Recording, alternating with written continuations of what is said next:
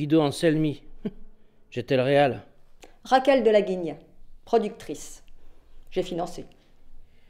Yo soy Catalina Amante y yo jugué el rol de Ofelia. Je suis Sofia De Luca et comme depuis 20 ans, je suis l'épouse, la muse et la source d'inspiration créatrice de toutes les réussites de Guido. C'est un film d'art et d'essai qui s'est révélé très expérimental. Enfin, j'étais confiante, hein. J'ai eu une belle subvention du CNC. Et puis avec la renommée des acteurs, du réalisateur, tout devait bien se passer. Una heroína que buscaba una piedra para salvar el mundo contra la invasión extraterrestre. Le sujet, c'est le prétexte. Le prétexte pour voir sa maîtresse tous les jours pendant 3 mois. C'est compliqué. Disons que c'était une sorte de quête intérieure.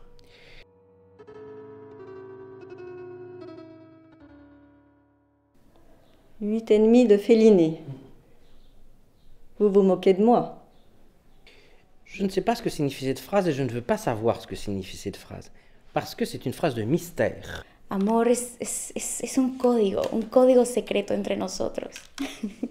Cette phrase signifie que si quelqu'un vous donne son sens, c'est que vous avez un traître devant vous. Un traître comme Guido.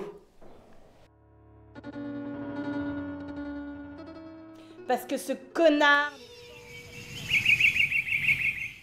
À cause de l'argent, on n'avait pas assez d'argent, le CNC a été trop pingre. Et bon, ma productrice était formidable.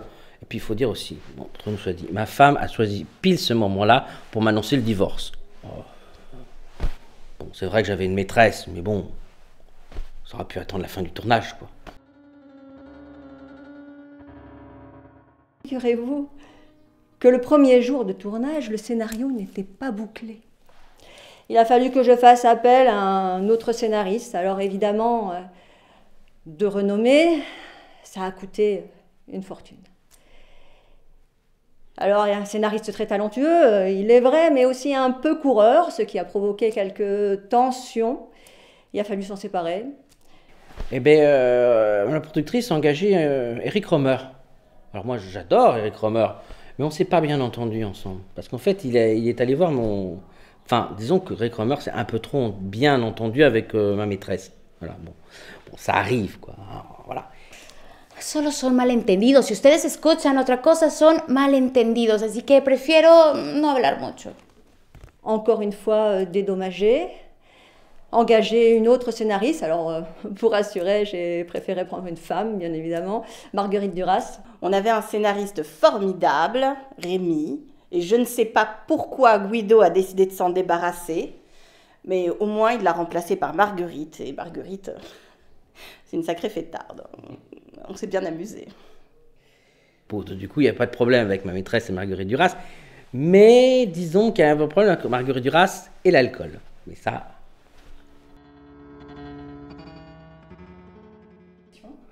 Pas du tout. C'est un film sur l'altérité.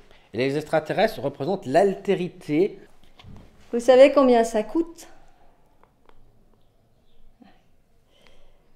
Une fortune. La vraie science-fiction, c'est que j'ai réussi à rester 20 ans mariée avec cet abruti. 20 ans de ma vie, ma jeunesse, ma beauté, je lui ai tout donné. C'est ça la science-fiction. La maison et 50% de tout. Un échec, l'échec n'est qu'une étape dans la voie de la non-réussite ou de la réussite. Tout dépend de la façon dont on oriente la notion de réussite et d'échec. Encontré el amor y me retiro. Me retiro del cine. Y quiero contarles una cita que me encanta, porque voy a continuar con mi tesis. Esto me ha inspirado, ha cambiado mi vida. Es privilegio del fénix usar pues del renacer en el valor, en el ingenio, como el sol variando, teatros a lucimiento.